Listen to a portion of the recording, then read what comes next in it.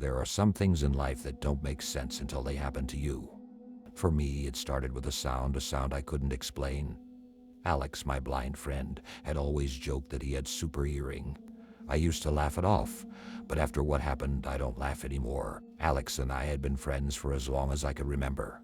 We met in college, and despite the obvious challenges he faced, Alex never let his blindness hold him back. He had an incredible sense of awareness, like he could perceive the world in ways I never could. It wasn't just his heightened senses. It was like he could feel things, subtle shifts in energy, the presence of people before they entered the room. At the time, I thought it was just part of his adaptive skills, but now I'm not so sure. It all started when I moved into an old house at the edge of town. It was a fixer-upper, but it had character, high ceilings, creaky wooden floors, and an eerie sort of charm that drew me in. The place was cheap, which should have been a red flag, but I chalked it up to the isolation. No one wanted to live this far out of town, which was precisely why I did. After years of city life, I craved the quiet, the solitude. Little did I know, solitude wasn't something I would get. Alex had come over one weekend, as he often did. Despite being blind, he never let his condition stop him from exploring new places. His cane tapped methodically as I led him around the house. I described the peeling wallpaper, the cracked windows, and the overgrown garden. Alex didn't care much for the visuals, of course, but he liked to know his surroundings. He always asked about the acoustics of a place, the echoes and the way sound carried through the rooms. It's an old house, I told him. It creaks, it groans. You'll probably hate it, but Alex just smiled. I like old houses.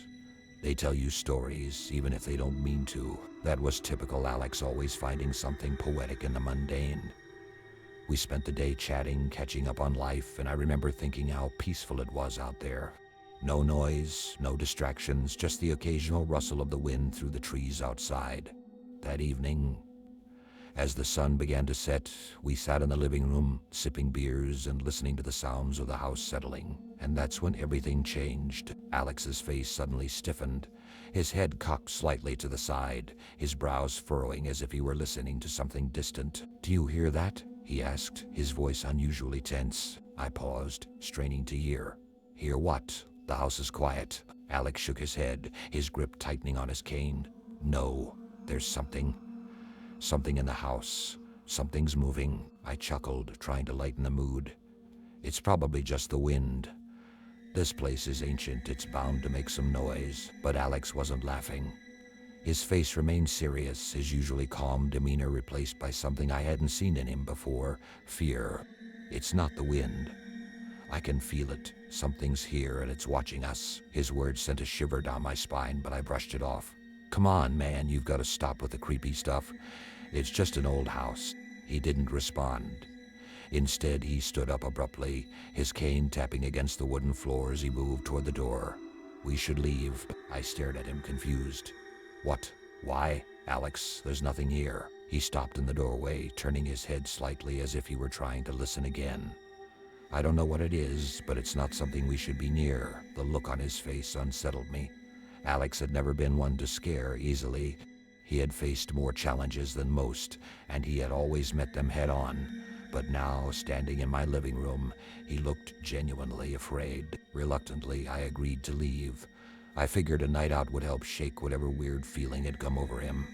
We grabbed our coats and I drove Alex home. The whole ride back he was silent, his body tense as if he were still listening for something. Finally, as I pulled up to his apartment, he turned to me. "There's something wrong in that house," he said quietly. "I've felt it before, in places where bad things have happened." I rolled my eyes, trying to dismiss the growing unease in my chest. "You're being paranoid, man. It's just an old house." But Alex shook his head. "You need to be careful. It's not just the house. It's something in it.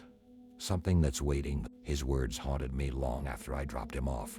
I tried to push the conversation out of my mind, chalking it up to Alex's imagination. But when I returned to the house that night, the silence felt different. The kind of silence that isn't peaceful but suffocating. It pressed in around me, making every creak of the floorboards sound like footsteps. I lay in bed, wide awake, listening. I told myself it was nothing, that Alex's words had just spooked me. But then I heard it. At first it was faint, barely audible, a rustling sound coming from the hallway. I sat up, straining to hear. Maybe it was just the wind, I thought.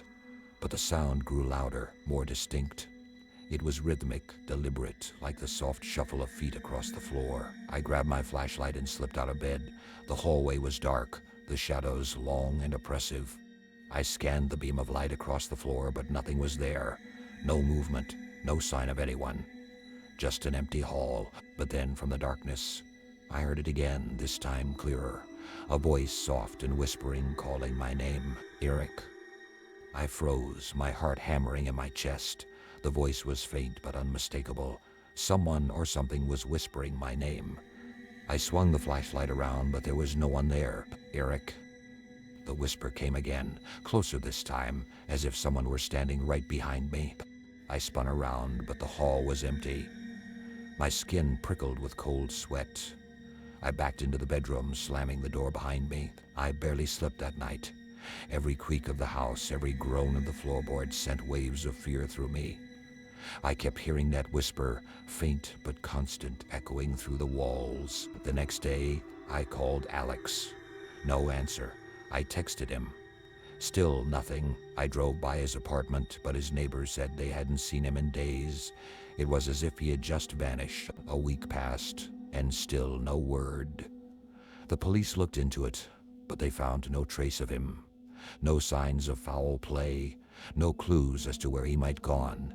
He was just gone. And now every night I hear that same whisper. It's louder now, more insistent. It follows me, even when I leave the house. No matter where I go, it's there calling my name, just like it called Alex's. I'm beginning to think whatever was in the house that day didn't just stay there. It's with me now, watching, waiting, and I can't escape it.